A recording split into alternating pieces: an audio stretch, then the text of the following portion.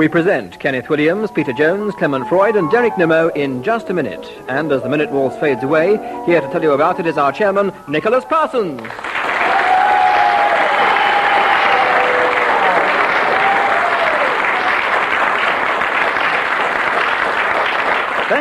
Thank you very much. And that enthusiastic response from our studio audience might be one of sympathy, because this, alas, is going to be the last show in the present series of Just... Yes, we feel even worse because we get paid for coming here.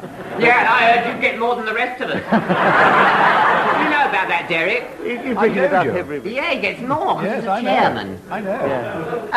Yeah. We have our four regular guests. Well, of course, I mean, who better to have the show and to finish with Derek Nimmo, Clement Freud, Peter Jones, and Kenneth Williams, or Kenneth Williams, Peter Freud, Clement Freud, and whichever way you like. And once again, they're going to try and like speak. Peter Jones, Kenneth Williams. And they're going to try and speak, if they can, on the subject that I will give them, and they will try and do that, as usual, without hesitation, without repetition, and without deviating from the subject on the card which is in front of me. We'll begin the show this week with Derek Nimmo, and it is Blowing Bubbles. Derek, will you try and... You don't need to demonstrate. Just talk on Blowing Bubbles, 60 seconds, starting now. I remember I used to be sat in my garden, a little smock with a bowl in front of me and a clay pipe with which to blow the bubbles. I used to puff down the thing, and away they would waft through the cherry blossom and through all kinds of manner of spring flowers. Peter Jones, a challenge. Well, he said through at least twice. He did say through twice, yes. He repeated the word through, and so you have a correct challenge, Peter. You take over the subject, a point for the correct challenge, of course, and there are 44 seconds for blowing bubbles starting now. Well, it's really no occupation for a grown man, or woman for that matter.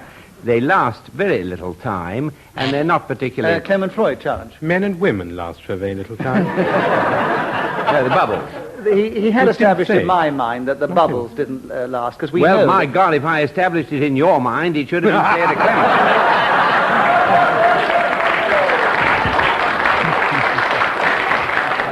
I can see we're going to finish the series the way we started it.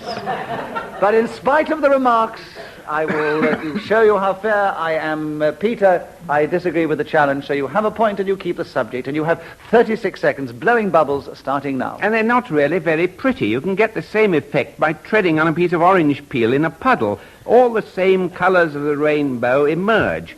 And, of course, they last a great deal longer. But blowing bubbles... Clement Freud, challenge. I did, didn't I? Yes. Yes, you must remember. There was a hesitation. It wasn't very long. No, I wouldn't allow that. It wasn't long enough for me to penalise No, you. I agree. So, but you tried hard, Yes, I as did. always, and there are 23 seconds on blowing bubbles, still with Peter, starting now. I suppose if I really set about it and could equip myself with the right kind of plastic and a pipe which would... Derek Nimmo, challenge. Hesitation. There was hesitation there, yes. There are 13 seconds for blowing bubbles with you, Derek, starting now. I'm forever blowing bubbles. Pretty bubbles in... Clement Freud, challenge. Repetition. What? Forever blowing bubbles. A clever challenge. We give Clement a bonus for his cleverness. Derek Nimmo, a point for an incorrect challenge, and he keeps the subject and continues with 10 seconds starting now. They fly so high, nearly reach the sky. Shall we have a chorus all together? 1, 2, 3. I'm forever blowing bubbles.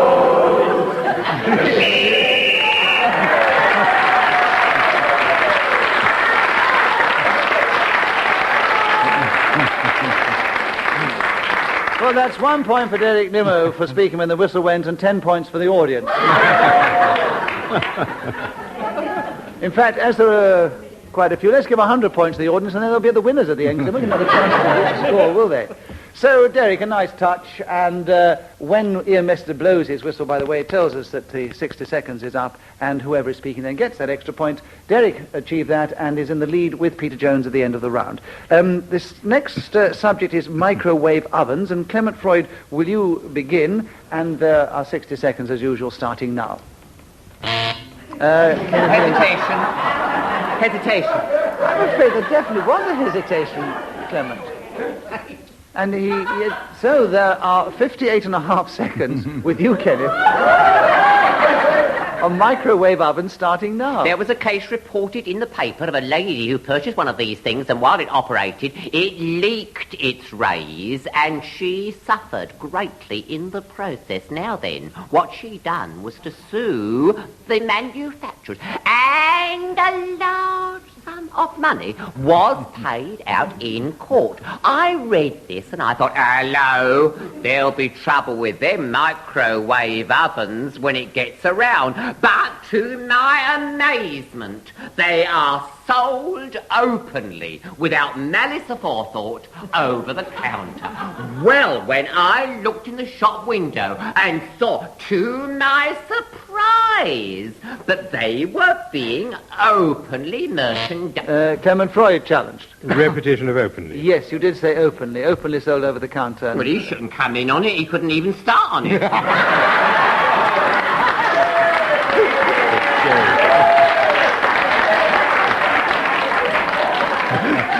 Well, you might have a chance to get back in again then, Kenneth. So there are 11 seconds with Clement Freud to take over the subject of microwave ovens starting now. Whereas I admire what microwave ovens set out to do, I do loathe what they achieve, in that every item of food which comes out of them appears to me to be totally inedible.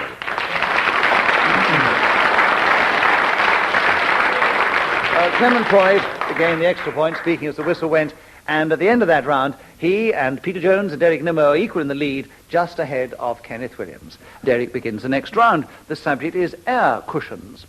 Derek, can you tell us something about those in the game, starting now? Oh, I have so many happy memories of times spent on air cushions. I think probably the one that I enjoyed most of all was when I was locked in the arms of Denise Breyer, who was Nicholas Parsons' wife, and we were floating down the Thames, embracing one another in this most extraordinarily exciting way.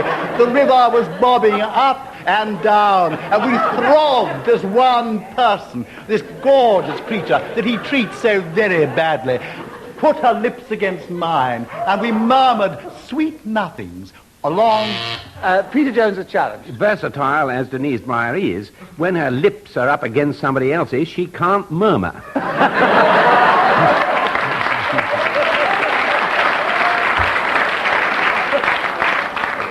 Speaking from personal experience, you'll be surprised by Denise Breyer. I would have thought it was all she could do when her lips are up against yours. I would have thought so. You can make a noise. Put your lips up against your hand and cry. You see? So what is your challenge? Yeah, murmur. Deviation. No, actually, I don't really want to carry on at this subject. Hugely embarrassing, but just to show how completely fair I am in the game, I say that it was an incorrect challenge, actually, Derek. So you have to continue, and there are 26 seconds left. Air cushions starting now. Of course, there are these very jolly air cushions that you can buy in joke shops, and you put them on a chair, and when somebody sits on them, they go, and everybody wonders what's happened. They look around most apprehensively because they think that some untoward physical thing, or perhaps has happened inside the anatomy from the lower colon, perhaps. But in fact, it has all come from an air cushion. Now, in the springtime, I take one into a meadow quite frequently and put on top of it...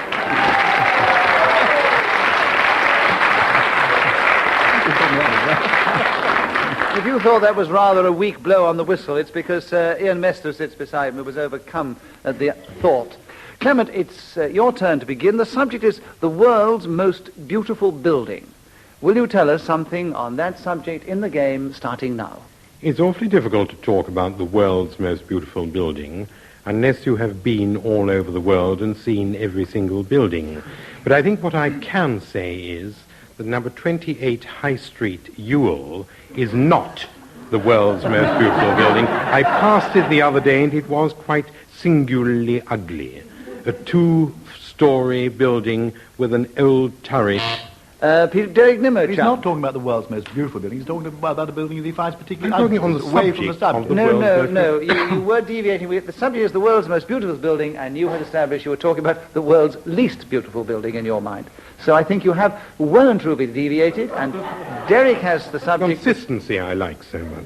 Yes. 35 seconds left, starting now. Well, I think, as far as I've seen, and I haven't been all around the world, the most beautiful building that I have actually witnessed must be the Taj Mahal. And I think there's such an element of surprise to that building, because in all the picture books and on the boxes that you've seen selling chocolates and so on, where you see this particular edifice... Kenneth Williams. I beg your pardon. My brother was pressed involuntarily. I'm mad. I'm so sorry, Derek. I do apologize. That's all right, Ken.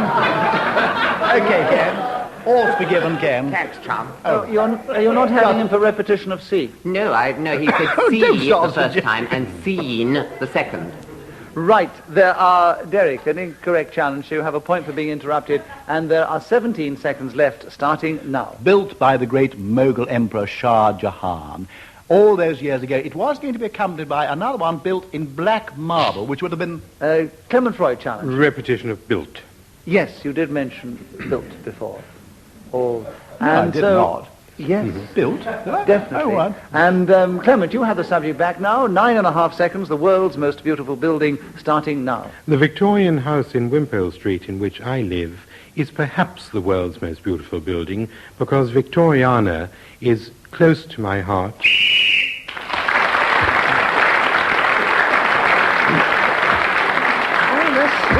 Struggling neck and neck. At the end of that round, it is Peter Jones, Clement Freud and Kenneth Williams equal with 6 points, 1 point behind Derek Nimmo in the lead.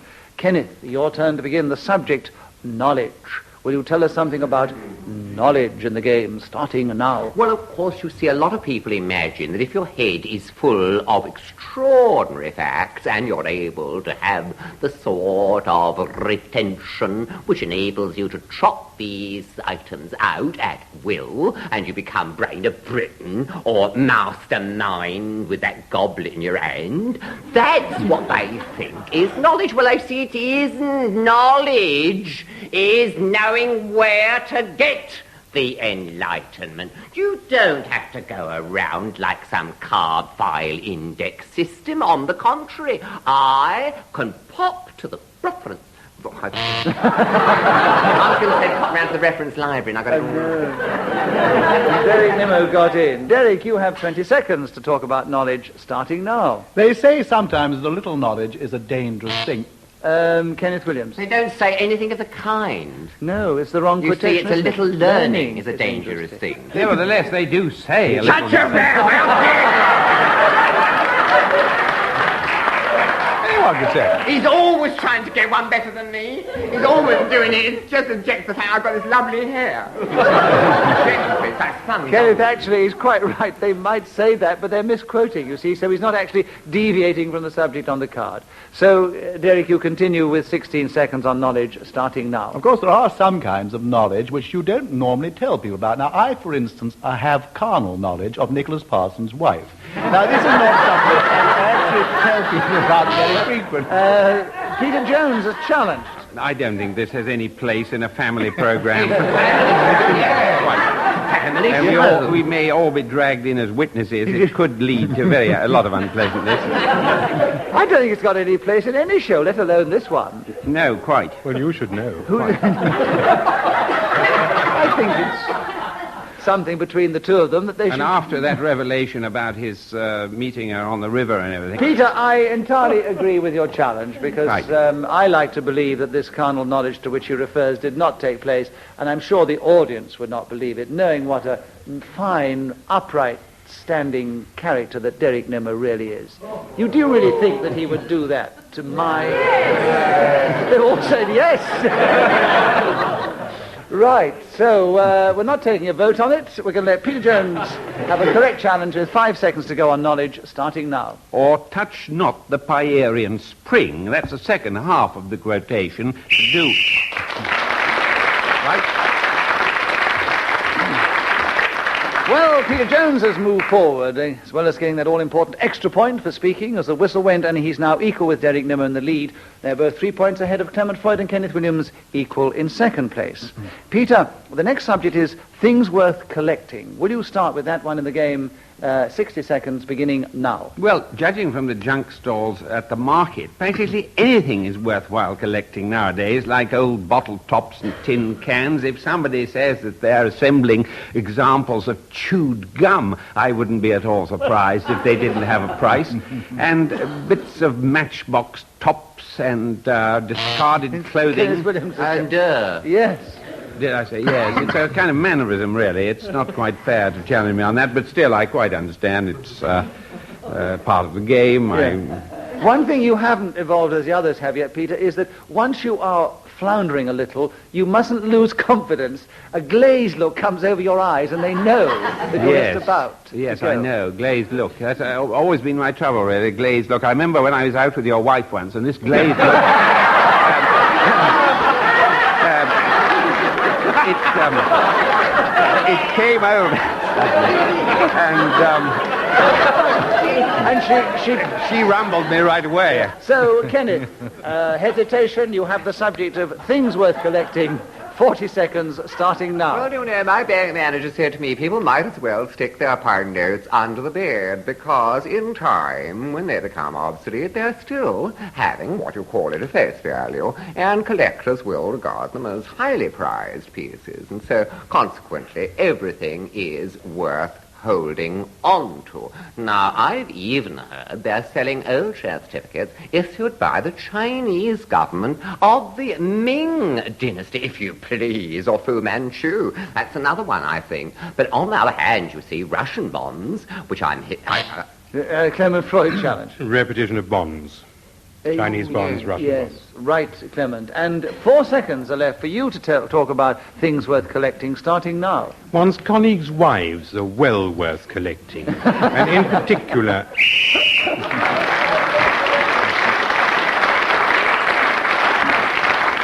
Well. And if you have a shy wife, as I do, she'll be very embarrassed when she hears this show. It's still an interesting contest. Clement We're going to put her on the map. Very likely on the street. If we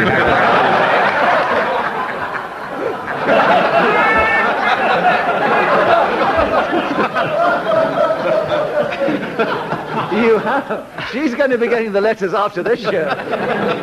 Yeah. Yes, Kenneth Williams and Clement Freud are still equal in second place, but they're both only 1 point behind our joint leaders now, Derek Nimmo and Peter Jones. The next subject is canaries, and I think it's your turn to begin, Derek, and you have 60 seconds as usual, starting now. Canaries sometimes sing. Actually, it's rather interesting there that the Canary Islands, from which the particular bird comes, by the way, in their wild state, they are green. It's only when they're brought back to civilization, they turn this glorious yellow, which is... Peter Jones, a challenge. He's confusing them with bananas. He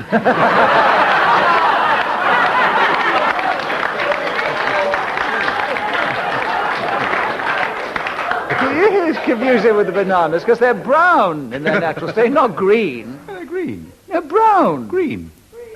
Anyway, we'll give Peter a point for a superb challenge because we did enjoy it. Leave the subject with Derek Nimmo, canaries, and there are 46 seconds starting now. It still has the Roman root, canaries, of canine, or canis, which is the Latin word for dog, because when they first went there, these people that I've been talking about, living, 2,000 years ago, they found a species of wild... Peter Jones, a challenge. Hesitation. Slight hesitation. Very Stumbling. slight, yes. Well, but not enough to be considered a genuine hesitation. Not quite enough hesitation.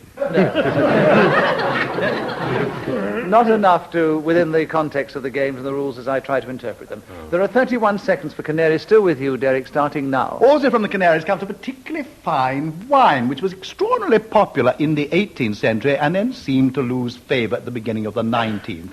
It was rather like Madeira, perhaps. I wonder why we don't import more of Canaries wines today. Yes, Clement Freud challenged. Repetition of wines. No, he said wine before, and wines Wines this time. second time, Canary wines. A wine first time. Well, it was near enough, wasn't it? Within the meaning, as you Yes, interpret but if I this gave game. it the other way, they'd be jumping on me like a ton of bricks. There were a lot of other things one could have objected to. I know there were, but you didn't bother. No. There are 15 seconds on canaries, Derek, starting now. Coal miners take canaries down the pits with them. The reason for this, actually, is... Peter Jones challenge. No, they don't do that anymore. They used to, but they don't anymore, because they've got electronic devices that they use, much more efficient. Canaries are very unreliable as testers of presence of gas. I haven't been on a pit for quite a while, Peter, so I believe you're right. So we'll give you the benefit of the doubt, and we'll have 11 seconds for you on canaries starting now. They are fairly useless birds altogether, since they are no longer of any good down the mine, and the eggs are no nourishment really in the eggs. Derek Nimmo, challenge. I'm afraid yours was a hesitation. Oh, it was. I think there's no question. Even the way that you interpret the rules, I think it was a hesitation.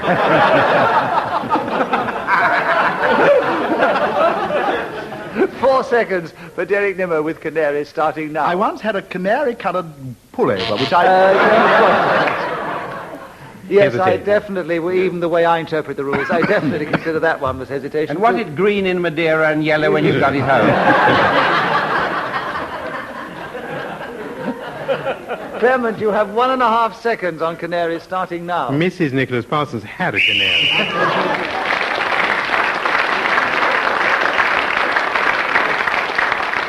Well, now the running order has changed at the end of that round with the number of points that were scored, and with 1 point separating each of them, it goes in descending order from Derek Nimmo, to Peter Jones, Clement Freud, and Kenneth Williams. And Clement, we're with you to begin. The subject is hurricanes. Can you tell us something about those in the game, starting now? Hurricanes are great build-ups of wind, if you don't mind a technical expression. And when this occurs in the southern hemisphere, each hurricane is given a female name, and they work in descending order from the beginning of every year. So that you get Adele, Benedictine, Claudine, Evangeline, Frederica, Georgina, Harriet, Iona, Jacinta, Kay, Leonora. Peter Jones challenge. Education. Yes, there was I thought you stopped me. No, I'm going to stop the others challenge you. We want you to go through the alphabet. Oh, I was going to go through the alphabet. Why did you start doing this? What on earth were you doing? Is this a new game? Is it time your wife took over? She seems to have taken over everything else. I get messages frequently which I have to pick up the messages while I listen to what you're saying. If I can't do a gesture with my hand without you being thrown after all the years you've played the game. I thought some message had come through. With your intelligence and erudition, your panache, your style, your acclam, your éclat, and all the other facilities and faculties which you and talent, not to mention. I'll go on then. All right, try going on. Maria, Nora, no, I don't think Olive. it was on. It was terribly boring reading women's names. But Peter did have a correct challenge, and there are 24 seconds. seconds. Because they've now brought in a thing that it was sort of sexist to have women's names for hurricanes, and now they just have men's names as well. And quite right, too. So, Peter, you have 24 seconds to talk on hurricanes starting now. Yes, that's something that's always annoyed me, that they've always used women's names, and it doesn't seem at all reasonable. I don't know how I would describe a hurricane. I don't know why they can't just have numbers. Derek Nimmo. I don't know why, twice. I don't know why. Yes, you did. I'm sorry, Peter. Derek has a point on the subject. 14 seconds, hurricanes, Derek, starting now. Of course, the Hurricanes were a very good fighter aircraft, but not quite as good as the Spitfire, which went rather fast. Clement Freud challenge. Reputation of good. Yes, I'm afraid you repeated good twice. Quick, wasn't it? Clement's back in with 9.5 seconds on hurricanes starting now. If hurricanes went by men's names, they would probably be called Archie, Benedict, Charles, David, Edward, Fred, George, Harry, Ivor, Jack.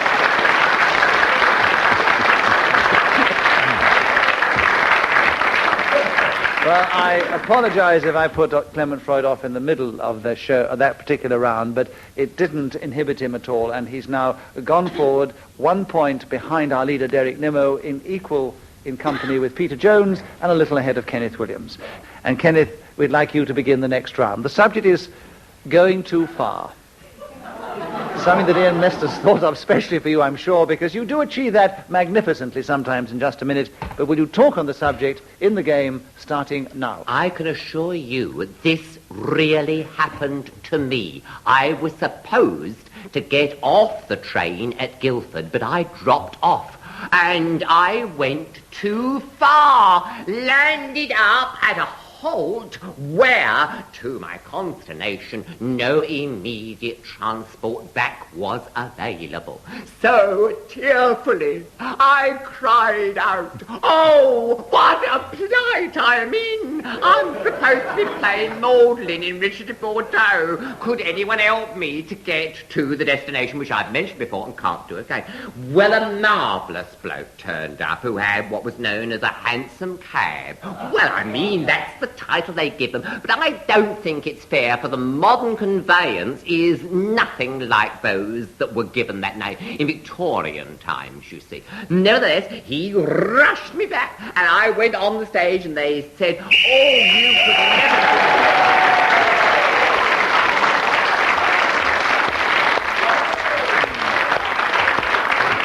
So Kenneth Williams started with the subject of going too far, and he didn't go too far with it, but he kept going until the whistle went. The first time for quite a few weeks that someone has gone for 1 whole minute without being interrupted or challenged, and so he gains 1 point for that and a bonus point. Clement Freud and Kenneth Williams were equal in second place, only 1 point behind Derek Nimmo and Peter Jones. So let's say this week, at the end of the series, they were all the 4 winners.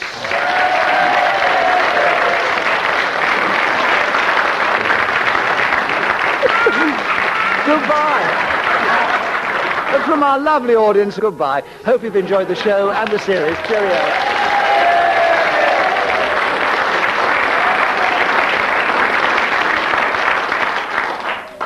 The chairman of Just a Minute was Nicholas Parsons. The programme was devised by Ian Messiter and produced by Pete Atkin.